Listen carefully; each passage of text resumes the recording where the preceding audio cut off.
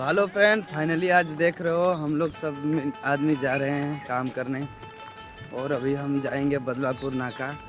और वहाँ से भाई अभी तो बता नहीं सकते कि काम मिलेगा कि नहीं मिलेगा, लेकिन भरोसा लग रहा है यार कि काम मिल जाएगा। जैसे डेली मिल जाता है वैसे आज भी मिलेगा।